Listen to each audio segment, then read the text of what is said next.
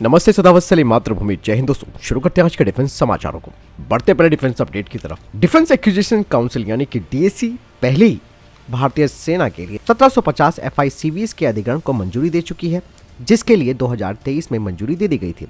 अब खबरें ये आ रही है कि दो प्राइवेट सेक्टर की जो कंपनीज हैं जो कि काफ़ी बड़ी हैं, जिसमें कि टाटा और भारत फोर्स है, उन्हें चुना गया है डिफेंस कम प्रोडक्शन पार्टनर के तौर पर, जो कि in futuristic infantry combat vehicle program में शुरू से ही भाग लेंगे।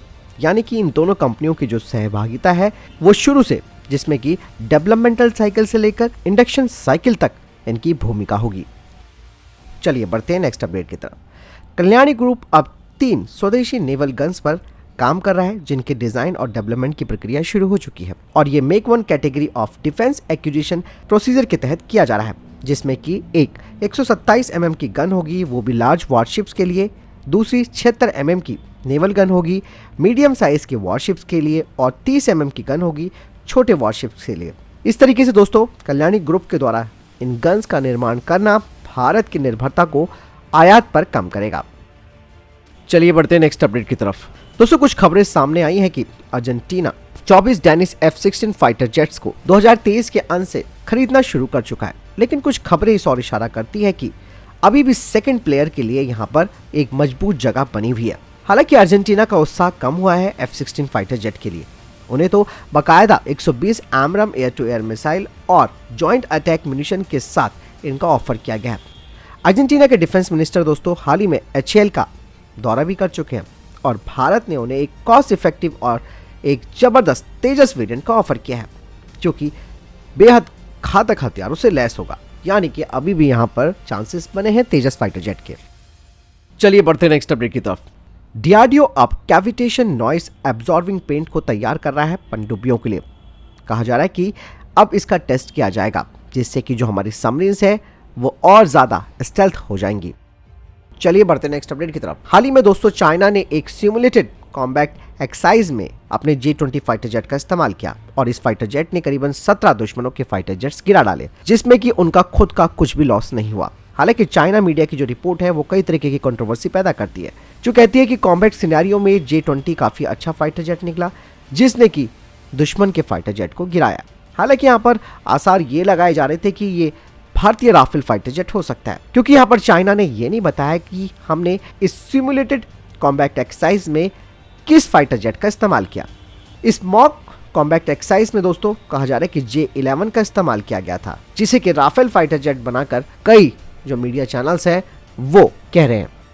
रक्षा मंत्रालय ने एक त्रिपक्षीय ज्ञापन पर हस्ताक्षर किए हैं, जिसमें कि BEML limited, Bharat electronics limited, Mishra धातु निगम लिमिटेड यानी कि मेधानी ग्रुप के साथ ये मेमोरेंडम ऑफ अंडरस्टैंडिंग साइन किया गया है, जो कि हैवी ड्यूटी एप्लीकेशन के लिए इंजनों के लिए एडवांस फ्यूल यानी कि ईंधन और कंट्रोल प्रणाली के स्वदेशी विकास के लिए है।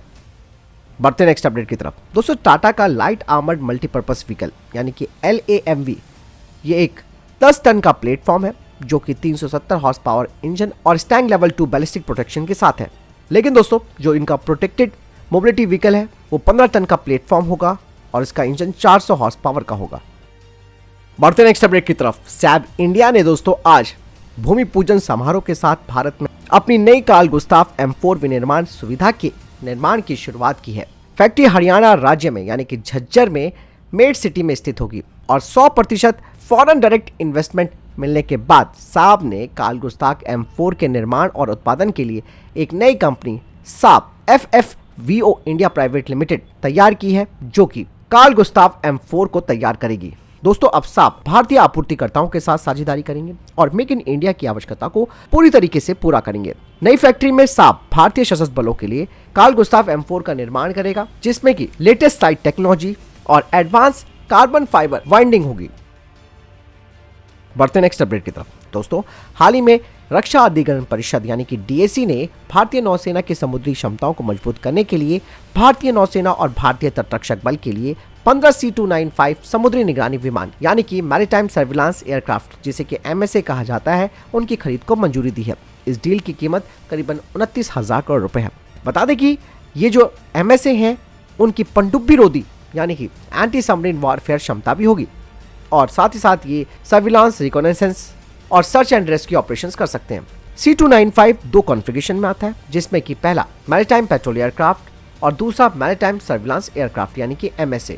दोनों ही कॉन्फ़िगरेशन मजबूत राष्ट्रीय सुरक्षा में योगदान देते हैं, जिसमें कि MSA केवल सर्विलांस और रिकॉग्निशंस के लिए है, जबकि MPA यानी कि maritime petrol aircraft anti submarine warfare क्षमताओं के साथ है। कहा जा रहा है कि 4 विमान शुरू में स्पेन में बनाए जाएंगे और बाकी 11 का जो निर्माण है वो भारत में गुजरात में टाटा एयरबस सुविधा में किया जाएगा। ये न केवल रक्षा क्षेत्र में आत्मनिर्भरता को बढ़ावा देता है, बल्कि स्वदेशी एरोस्पेस क्षमताओं को भी आगे बढ़ाता है। चलिए बढ़ते नेक्स्ट अपडेट की तरफ। दोस्तों, जर्मनी भारत के साथ अपने रक्षा संबंधों को मजबूत करने की दिशा में काम कर रहा है और जर्मनी ने भारत को अपने कई प्लेटफॉर्म्स की पेशकश की है, जिसमें कि A400 परिवहन विमान और A330 MRTT जो मिड एयर रिफ्यूलिंग एयरक्राफ्ट है उसका ऑफर किया है। A400M जो कि एक multi role military transport aircraft है, जो कि कर्मियों, कार्गो और भारी उपकरणों को एयरलिफ्ट करने में काफी प्रभावशाली माना जाता है और ये भारतीय रक्षा बलों के लिए एक अमूल्य एसेट भी बनता है। इसी तरीके से A330 MRTT उड़ान के दौरान ईंधन भरने के माध्यम से फाइटर जेट्स की ऑपरेशनल सीमाओं और उनकी जो इंड्योरेंस है उसको बढ़ाता है और एक फोर्स मल्टीप्लायर के रूप में काम करता है। यही नहीं दोस्तों, जर्मनी ने भारत को भारी वजन वाली जो टॉर्पीडो है उनकी भी सप्लाई करने की इच्छा व्यक्त की है, जो कि भारतीय नौसेना के लिए काफी महत्वपूर्ण होगा। जर्मनी की पेशकश ऐसे समय पर आई है जब भारत अपने सशस्त्र बलों को काफी आधुनिक बनाना चाहता है और बढ़ती हुई सुरक्षा चुनौतियों के सामने अपनी रक्षा मुद्रा को मजबूत करना चाहता है। जर्मनी भारत की रक्षा क्षमताओं को बढ़ाने और स्ट्रैटेजिक पार्टनरशिप को बढ़ावा देने के लिए अपनी प्रतिबद्धता को भी यहां पर जाहिर कर रहा है। चलिए बढ़ते हैं नेक्स्ट अपडेट की तरफ।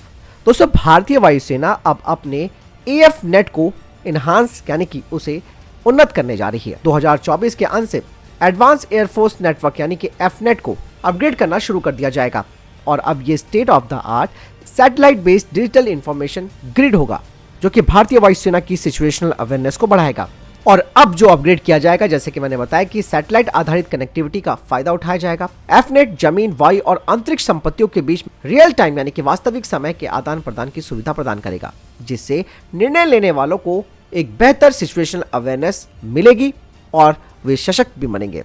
और ये जो अपग्रेडेड AFNet है वो संवेदनशील जानकारी और संचार को यानी कि कम्युनिकेशन को दुश्मनों के पहुंच से भी रोकेगा। बता दें कि इसमें मजबूत इंक्रिप्शन सिस्टम की सुविधा होगी ताकि दुश्मन तक भारतीय वायुसेना की कोई जानकारी ना पहुंच सके और इंक्रिप्शन प्रोटोकॉल को मजबूत करने से पूरे नेटवर्क में जो प्रसारित डेटा है उसकी गोपनीयता भी सुनिश्चित होगी। बढ़ते नेक्स्ट अपडेट की तरफ। दोस्तों, MRFA टेंडर में लॉकहीड मार्टिन ने अपने F-21 की पेशकश फिर से कर डाली है, लेकिन अमेरिका यहां पर साफ तौर पर बोल चुका है कि F-35A की पेशकश वो भारत को नहीं करेगा। इससे पहले अमेरिका की तरफ से F-15EX की भी पेशकश की गई थी और भारत दोस्तों F-21 को वैसे भी नहीं खरीदना चाहता। भले ही F-21 वेरिएंट में एडवांस एवियोनिक्स, बेहतर मारक क्षमता और cost effective life cycle support हो, लेकिन फिर भी F-21 पर भारत का कोई भी इंटरेस्ट नहीं है। बढ़ते नेक्स्ट अपडेट की तरफ। इसरो अब तेजी से भारत का पहला स्पेस स्टेशन बनाने पर काम शुरू कर चुका है।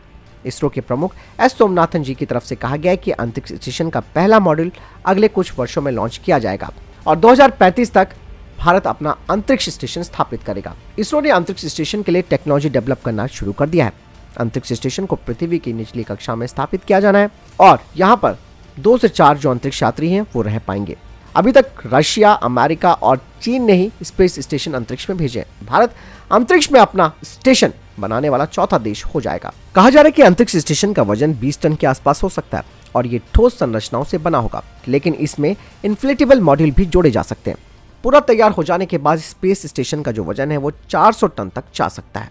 भारतीय अंतरिक्ष स्टेशन में पहले चरण में 2 बड़े सौर पैनल होंगे जो कि स्पेस स्टेशन को चलाने के लिए जरूरी बिजली जनरेट करेंगे। तो फिलहाल ये थे अभी तक के टॉप डिफेंस अपडेट्स। वीडियो के संबंध में कोई प्रश्न, जवाब या आपको कोई सवाल है कमेंट सेक्शन में लिखकर जरूर पूछ सकते हैं। मिलता हूं नए वीडियो के साथ। चैनल जरूर सब्सक्राइब कीजिएगा। जय हिंद, वंदे मातरम।